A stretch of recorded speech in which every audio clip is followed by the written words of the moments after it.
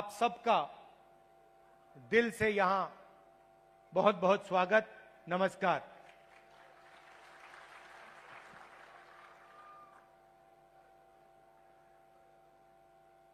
संदीप दीक्षित जो शीला जी के बेटे हैं, वो एक पॉडकास्ट, आजकल पॉडकास्ट चलती है ना, वो एक पॉडकास्ट बनाते हैं। तो उन्होंने मुझसे कहा कि मैं उनके पॉडकास्ट पे जाऊं। बातचीत होती है, वीडियोग्राफी होती है, फिर उसको मतलब YouTube पे डाला जाता है। तो मैं गया और उन्होंने मुझसे सवाल पूछा कि आपके परदादा नेहरू जी क्या थे? प्रधानमंत्री थे, नेता थे, स्वतंत्रता के लिए लड़े थे। आपके मुताबिक आपके परदादा क्या थे और आप उनसे क्या सीखे? कमरे में नेहरू जी की फोटो थी,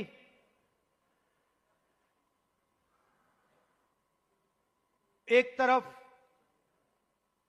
गांधी जी की पेंटिंग थी, और मैंने सोचना शुरू किया कि मेरे जो परदादा नेहरू जी थे वो असलियत में क्या थे। और दोनों फोटो को मैं देख रहा था और मेरे दिमाग में बात आई कि ये दोनों जो लोग थे, जवाहरलाल नेहरू और महात्मा गांधी, ये दोनों सच्चाई से मोहब्बत करते थे।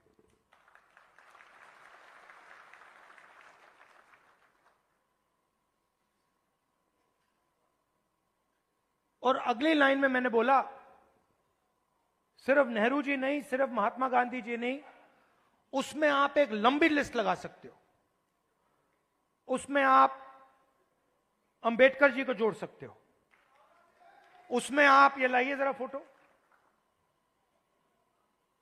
उसमें आप इनको भी जोड़ सकते हो। और ये फोटो अभी मैंने देखी थी, मुझे बहुत अच्छी लगी। क्यों अच्छी लगी बताइए?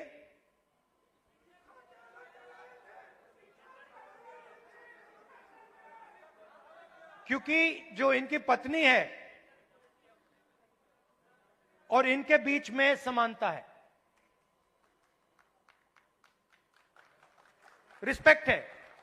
ये देखकर ये पता लग रहा है कि रिस्पेक्ट है।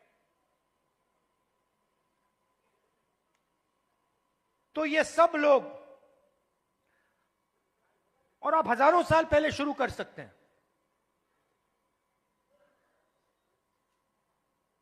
बुद्ध भगवान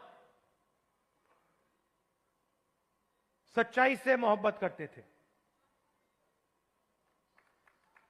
सच्चाई से दूर नहीं जा सकते थे।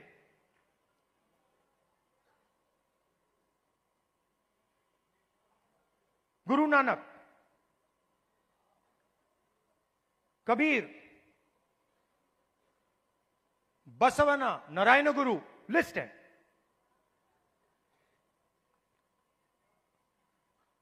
तो लोग मुझे कहते हैं कि ये संविधान 1947 में लिखा गया था, और मैं उनसे कहता हूं नहीं, ये संविधान हजारों साल पुराना है। और इस किताब के अंदर अंबेडकर जी की सोच, फूले जी की सोच, गांधी जी, नेहरू जी, गुरु नानक जी, कबीर, जिन लोगों को हिंदुस्तान मानता है और रिस्पेक्ट करता है, उनकी सोच इसके अंदर है। तो जब मैं इस किताब को, और जब आप इस किताब को ऐसे पकड़ते हो, आप 70-80 साल पुरानी किताब को नहीं पकड़ रहे हो, आप हजारों साल पुरानी विचारधारा की रक्षा कर रहे हो।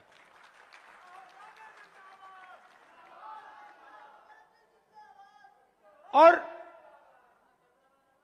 अगर हम सच्चाई की बात करें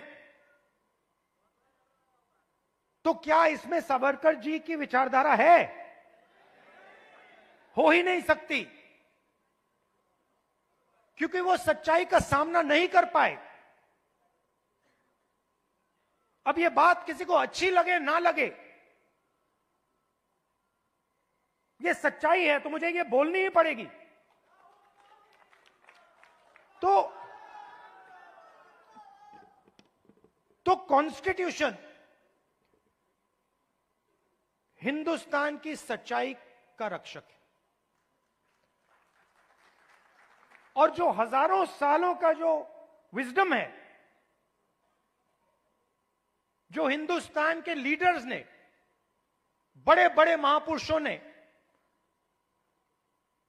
इस देश की जनता से सीखा,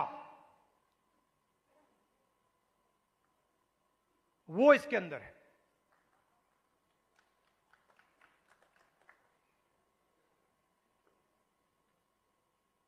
अंबेडकर जी ने दलितों की लड़ाई लड़ी, दलितों के लिए लड़ाई लड़े। सिखाया किसने? सिखाया देश के दलितों ने। जो देश के दलितों के अंदर दर्द था, उस दर्द को अंबेडकर जी समझे,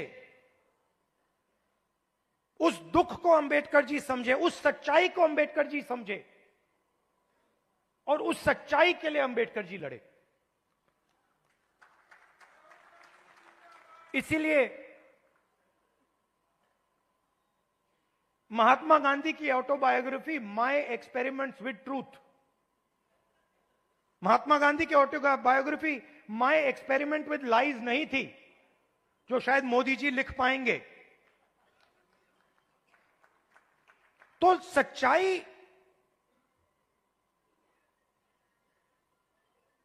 की ही लड़ाई चल रही है। और आजकल क्या हो रहा है, सच्चाई बोलना हिंदुस्तान में मुश्किल है, आसान नहीं। आप देख लीजिए, हमारी पॉलिटिक्स को देख लीजिए, पॉलिटिक्स को देख लीजिए, बड़े बड़े नेताओं को देख लीजिए, बोल नहीं पाते हैं। पूरा देश जानता है कि सच्चाई ये है, और बड़े से बड़े नेता चुप हो जाते हैं। ये पूरे देश को दिख रहा है। मगर एग्जाम्पल क्या दिया? बुद्ध भगवान ने, अंबेडकर जी, गांधी जी, इन लोगों ने एग्जाम्पल क्या दिया? डरना नहीं है, जो सच्चाई है वो देश के सामने रखनी है। और यही आप लोग कर रहे हो, यही आप लोग कर रहे हो। आप लोग डरते नहीं हो, आप लोगों को दबाया नहीं जा सकता है। आपके अंदर, खून के अंदर, फूले जी, अंबेडकर जी, गांधी जी, ये सब आपके खून के अंदर हैं, और इनकी विचारधारा आपके खून के अंदर है, मेरे खून के अंदर है, और इसको कोई नहीं मिटाने जा रहा है, कोई मिटा ही नहीं सकता। मैं आपको आज 2-3 चीजें कहना चाहता हूं, मगर मेरी माइंड में एक सवाल है। तो सबसे पहले मैं आपसे सवाल पूछना चाहता हूं, देखना चाहता हूं, आप में से, आपने देखा होगा अमेरिका के राष्ट्रपति ने स्टॉक मार्केट की धज्जियां उड़ा दी हैं, देखा होगा, देखा ना? अच्छा, आप मुझे बताइए, आप में से, इस भीड़ में से कितने लोग स्टॉक मार्केट में पैसा डालते हैं? हाथ उठा के दिखाइए। अब ये देखिए, घूम के देखिए, यहां पे 1% से कम लोग स्टॉक मार्केट में पैसा डालते हैं। 1% से कम। अगर यहां 100 लोग हैं तो एक हाथ उठ रहा है। तो ये स्टॉक मार्केट आपका औजार नहीं है। इसमें अनलिमिटेड पैसे बने, मगर इसका फायदा आपको नहीं मिला।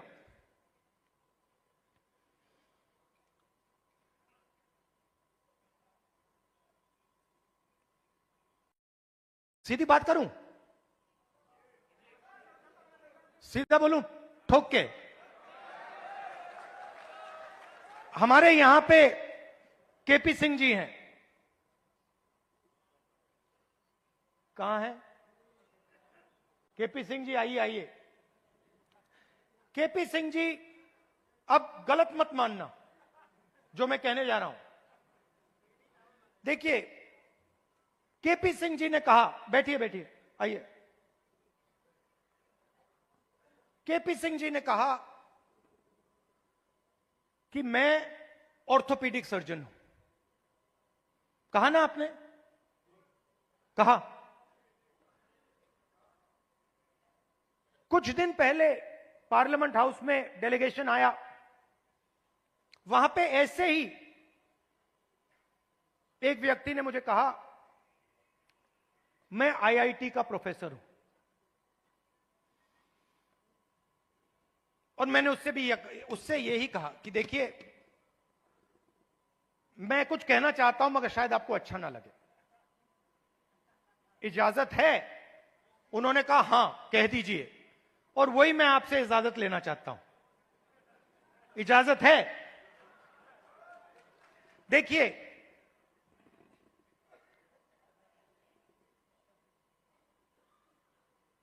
आप में ऑर्थोपीडिक सर्जन की स्किल है, ऑर्थोपीडिक सर्जन की नॉलेज है, ज्ञान है।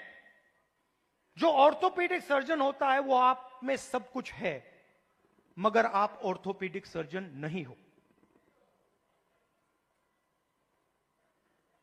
क्यों? क्योंकि पूरा का पूरा सिस्टम आपके खिलाफ काम करता है।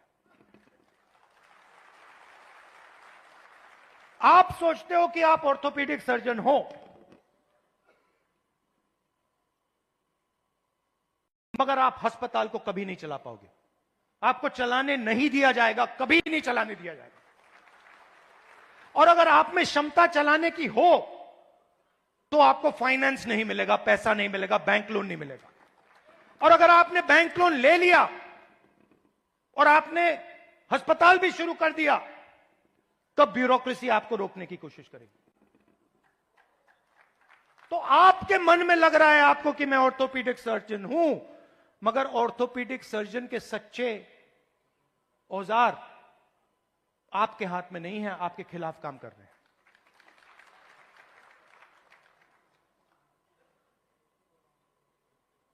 डेलीगेशन में दलित प्रोफेसर ने मुझे कहा कि मैं आईआईटी प्रोफेसर हूं। मैंने उनसे कहा नहीं भैया, आईआईटी प्रोफेसर की पूरी क्वालिफिकेशन आप में है,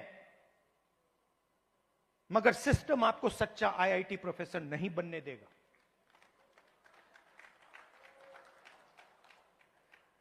और यह सच्चाई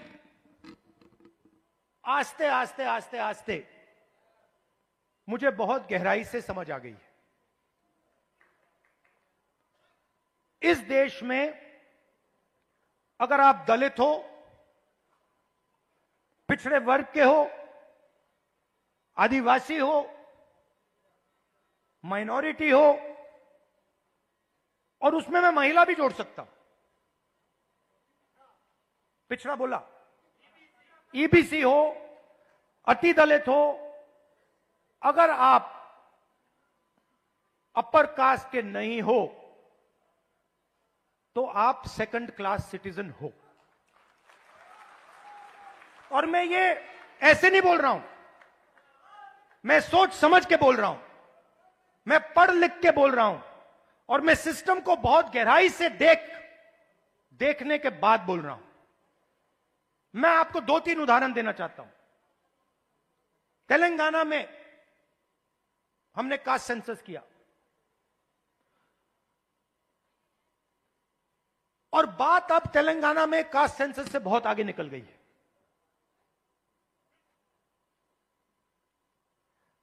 तेलंगाना में हम आपको ऐसा इंफॉर्मेशन दे सकते हैं, सामाजिक इंफॉर्मेशन, कि आप अपने सपने में भी नहीं देख पाओगे। वो कैपेबिलिटी अब तेलंगाना की सरकार के हाथ में है। मैं आपको आज स्टेज से बता सकता हूं कि अगर आप तेलंगाना में देखें और उन लोगों की लिस्ट निकालें जिन्होंने बैंक लोन लिया है, सरकारी बैंक से लोन या प्राइवेट बैंक से लोन, उस लिस्ट में आपको ना एक ओबीसी मिलेगा, ना एक ईबीसी मिलेगा, ना एक दलित मिलेगा, ना एक आदिवासी मिलेगा। तेलंगाना की सबसे बड़ी कंपनियों की आप लिस्ट निकालिए, उनके मालिकों की लिस्ट निकालिए, उनकी सीईओज की लिस्ट निकालिए। यह सब हम तेलंगाना में अब कर सकते हैं। उनकी मैनेजमेंट टीम की लिस्ट निकालिए, आप हैरान हो जाओगे। मैनेजमेंट में, सीईओ की लिस्ट में, मालिकों की लिस्ट में आपको ईबीसी, ओबीसी, दलित, अति दलित, आदिवासी कहीं नहीं मिलेंगे, है ही नहीं। मैं आपसे नहीं कह रहा हूं कि 5% हैं, मैं आपसे नहीं कह रहा हूं कि 5% हैं, 0 है, 0 है ही नहीं।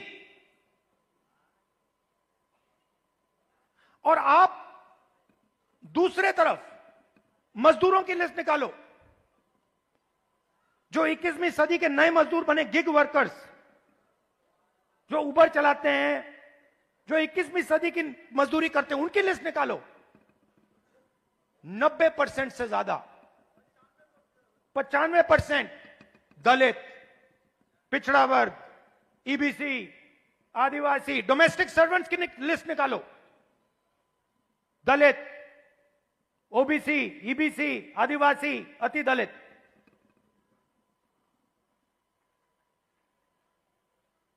और मैं सिर्फ कंपनियों की बात नहीं कर रहा हूं, मैं अस्पतालों की बात कर रहा हूं, शिक्षा के सिस्टम की बात कर रहा हूं, सरकार की बात कर रहा हूं, कॉर्पोरेट इंडिया की बात कर रहा हूं। जहां भी आप देखो, आप हो ही नहीं।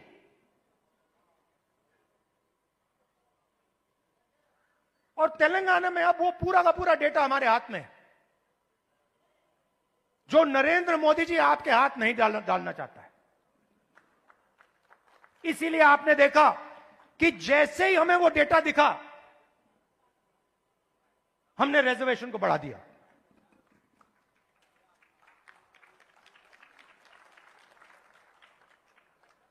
मैंने नरेंद्र मोदी जी को लोकसभा में सामने बोला, ये जो फेक दीवार बना रखी है 50% रिजर्वेशन की, इसको अगर आप नहीं तोड़ोगे तो हम इसको तोड़ के गिरा के फेंक देंगे। और दूसरी बात, इस देश के दलितों को, पिछड़ों को, ईबीसी, ओबीसी, अति दलित, आदिवासी, गरीब जनरल कास्ट के लोगों को पता लगना चाहिए कि इस देश की सच्चाई क्या है। कि 5% लोग,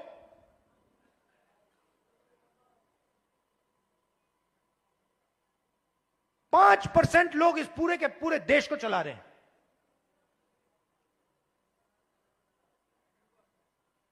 10-15 लोग हैं जिन्होंने पूरे के पूरे कॉर्पोरेट इंडिया को पकड़ रखा है। अदानी, अंबानी, 10 नाम है। और आपका लाखों करोड़ रुपया सीधा आपके जेब में से उनके जेब में ट्रांसफर होता है। जीएसटी आप देते हो, कर्जा माफ उनका होता है। जीएसटी आप देते हो और ठग से कर्जा माफ उनका होता है।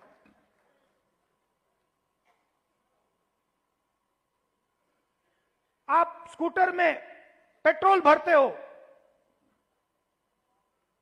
पैसा उनके जेब में जाता है। आप अपने बच्चों को कॉलेज यूनिवर्सिटी भेजते हो, पैसा उनके जेब में जाता है। आप बीमार होते हो, पैसा उनके जेब में जाता है। तो आप सबको घेर के रखा हुआ है, इसलिए आपसे सांस नहीं ली जा रही है।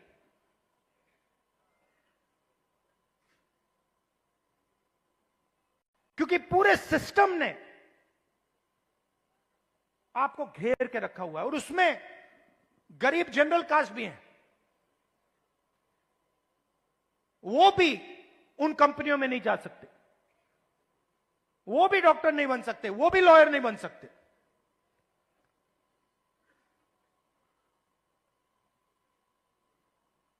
मैं छोटा सा उदाहरण देता हूं आपको।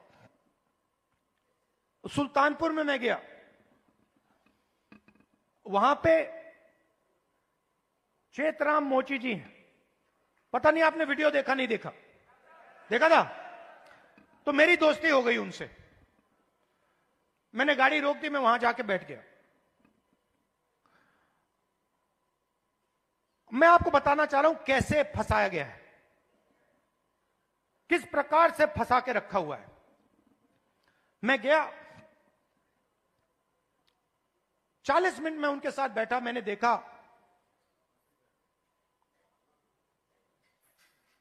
कि हुनर की कोई कमी नहीं है। उनसे आप कोई भी उनको आप कोई भी जूता दे दो और कहो भैया इसको बना दो, कोई भी हो, मतलब ब्रांडेड जूता हो, ये आपने जो पहना हुआ ये हो, कुछ भी, 2-3 घंटे में वही जूता आपको मिल जाएगा, उससे अच्छा मिल जाएगा।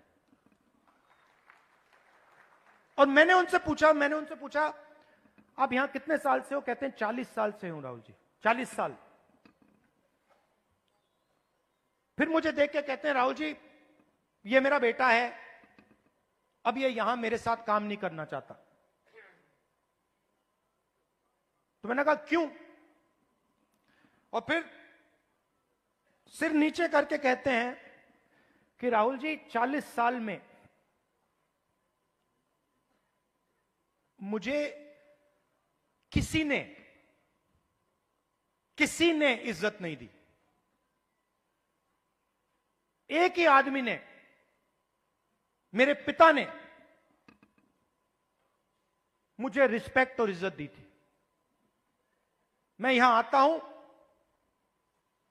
सुबह आता हूं, दिन भर काम करता हूं, घर चला जाता हूं। 40 साल में मुझे एक व्यक्ति ने इज्जत नहीं दी। अकेले काम कर रहे थे। बेटा कह रहा था मुझे नहीं करना काम, मैं जा रहा हूं, मैं नौकरी करूंगा। मैंने उनसे पूछा, मैंने कहा एक बात बताइए, अगर आप अपने काम को थोड़ा इंप्रूव करना चाहते हो तो आप क्या कदम लोगे? एकदम उन्होंने मुझे बोला कि देखिए राहुल जी, मैंने एक मशीन है, मैंने उसकी फोटो देखी थी, अगर वो मशीन मुझे मिल जाए तो मेरा काम डबल हो जाएगा ऐसे ही। तो हमने क्या किया, बहुत महंगी मशीन नहीं थी,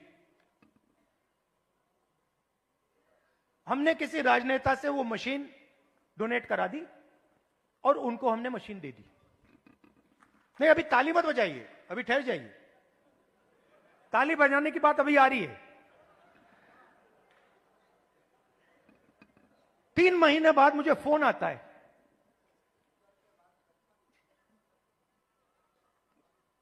चेतराम मोची जी कहते हैं राहुल जी मैं बड़ा खुश हूं।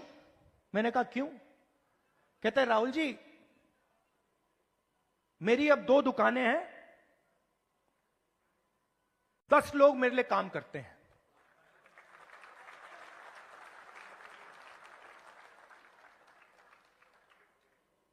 दस लोग मेरे लिए काम करते हैं। मेरी 2 दुकानें हो गई हैं। मुझे लग रहा है इस मशीन से कि मैं 4-5 दुकानें खोल पाऊंगा। अब चेतराम मोची ने मुझे एक और बात बोली। जब मैं उनके साथ बैठा था, मुझे बोला, राहुल जी,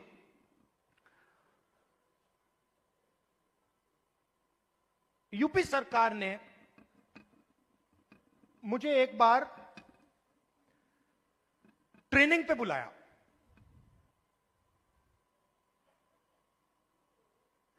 उनकी योजना थी, ट्रेनिंग पे बुलाया। तो मैंने उनसे कहा क्या सीखे? कहते राहुल जी मैं वहां गया, ट्रेनर से ज्यादा तो मुझे मालूम था। वो ट्रेनर को मतलब वो तो ट्रेनर मोची नहीं था, उसको तो कुछ मालूम ही नहीं था। मैंने कुछ टाइम उसको समझाने की कोशिश की, मगर फिर वो समझा नहीं तो वापस आ गया। अब आप देखिए, हुनर किसके हाथ में है? चेतराम जी के हाथ में। ट्रेनिंग कौन दे रहा है?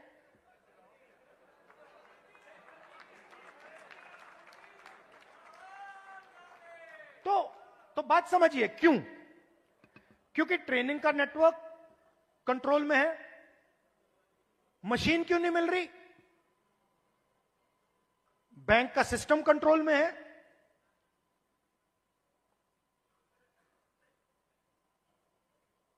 ट्रेनिंग क्यों नहीं हो रही? क्योंकि चेतराम जी ट्रेनिंग के सिस्टम में ही नहीं है। जिसके पास हुनर है, जिसके पास ज्ञान है, वो ट्रेनिंग करा ही नहीं रहा है। तो मैंने क्या किया? इससे मैंने क्या सीखा? मैंने तेलंगाना के चीफ मिनिस्टर को चिट्ठी लिखी और मैंने उनको सुझाव दिया। मैंने कहा कि देखिए, ये पता लगाइए आप कर सकते हैं या नहीं। आईटीआई के सिस्टम में क्या होता है? ट्रेनिंग होती है, बढ़ई की ट्रेनिंग होती है, प्लम्बर की ट्रेनिंग होती है, मोची की ट्रेनिंग होती है, कुम्हार की ट्रेनिंग होती है, ये सब ट्रेनिंग होती है।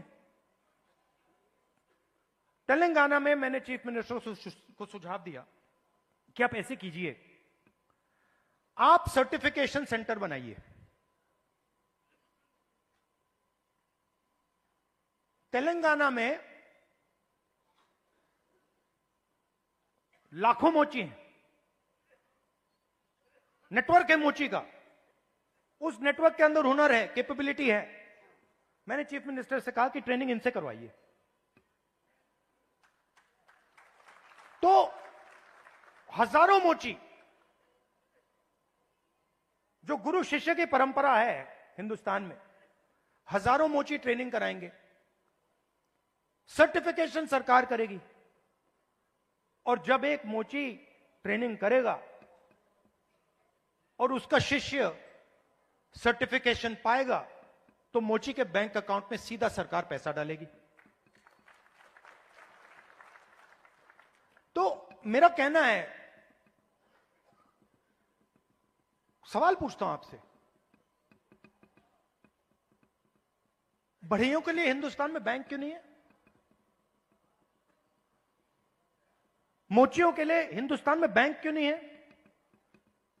बढ़इयों का अपना ट्रेनिंग सेंटर क्यों नहीं है?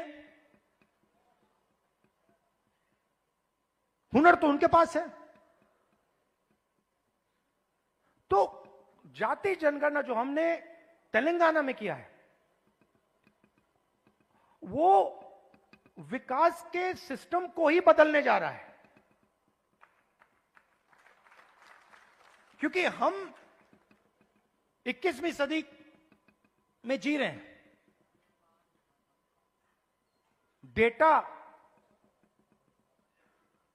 डेटा की सदी है। सब लोग डेटा की बात करते हैं।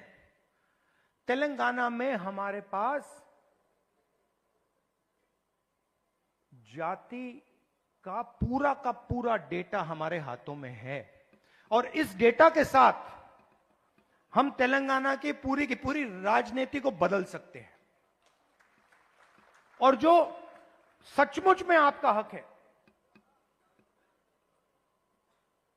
जाति जनगणना के माध्यम से वो हम आपको दिलवा सकते हैं।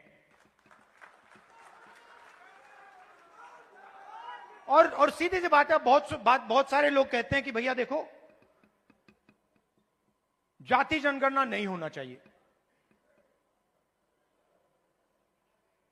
मोहन भगवत जी कहते हैं जाति जनगणना नहीं होना चाहिए।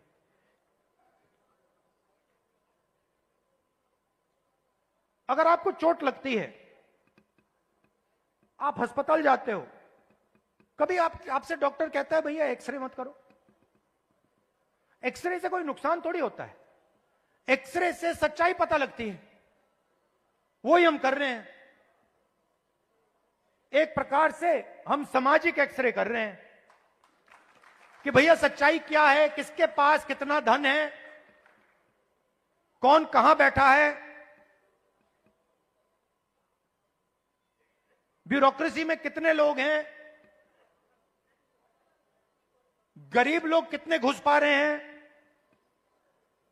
कौन सी जात के लोग कहां घुस रहे हैं, कहां जा रहे हैं, किन लोगों को कैसे रोका जा रहा है, ये सब जाति जनगणना से मिल जाएगा। तो ये एक क्रांतिकारी कदम है, क्रांतिकारी कदम है। इसीलिए आरएसएस और बीजेपी इसको रोकना चाहते हैं और इसको अब दुनिया की कोई शक्ति नहीं रोक सकती है। बिहार में कांग्रेस पार्टी का मैं आपको रोल बताता हूं। देखिए,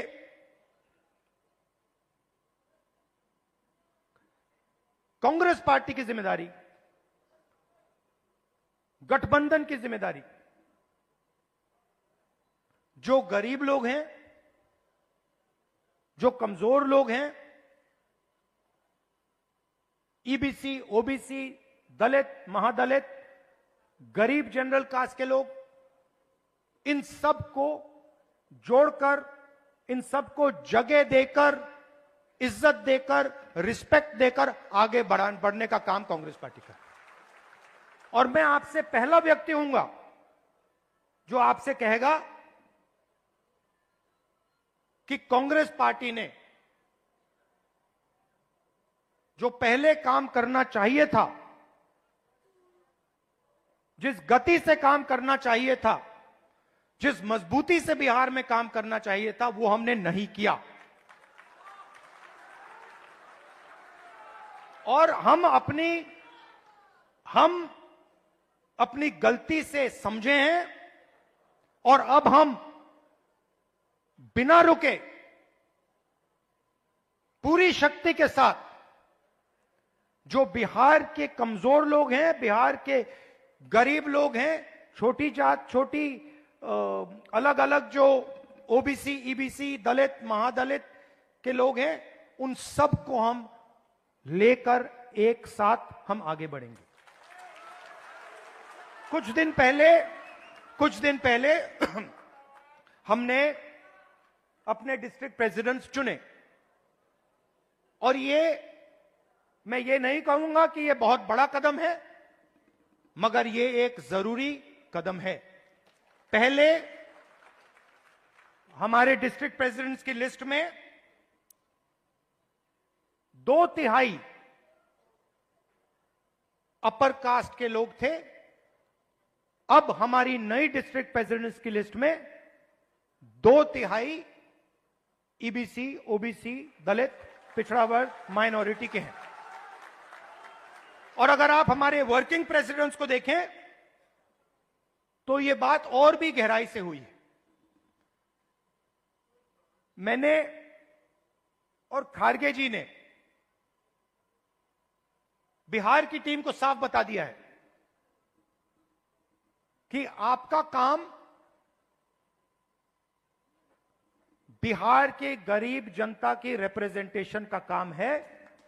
आपका काम दलितों, ईबीसी, ओबीसी, गरीब जनरल कास्ट, महिलाओं को जगह देने का काम है और आपको यह काम बिना झिझके, बिना डरे यह काम पूरा करना है। हम राजनीति में आपके लिए दरवाजा खोलना चाहते हैं। आपके युवाओं को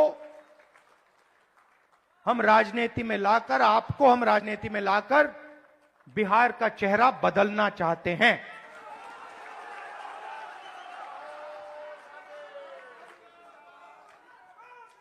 जो बिहार में हुआ है, जो आज बिहार में हो रहा है, जो एनडीए की सरकार बिहार में कर रही है,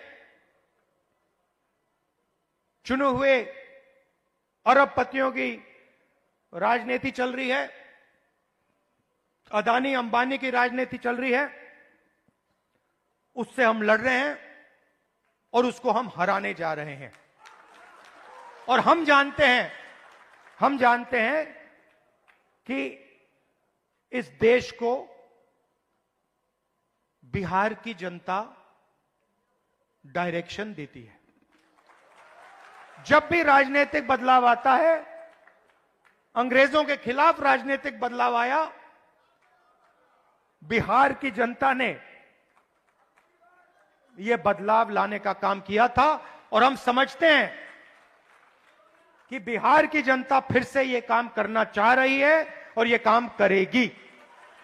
और हम आपके साथ मिलकर, शामिल होकर यह काम करना चाहते हैं। सबसे जरूरी लक्ष्य कॉन्स्टिट्यूशन की रक्षा करना है। हमारी जो पुरानी विचारधारा है,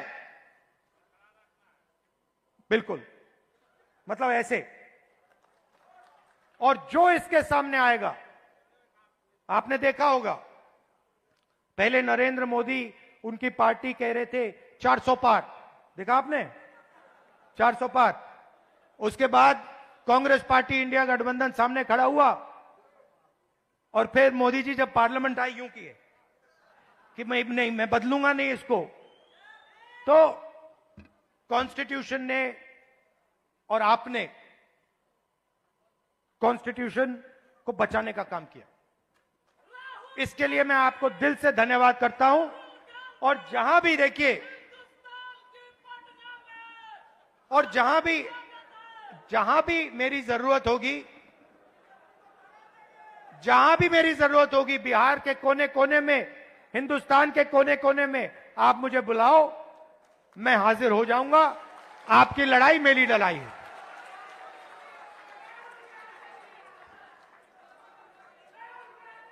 दिल से आप सबका बहुत बहुत धन्यवाद।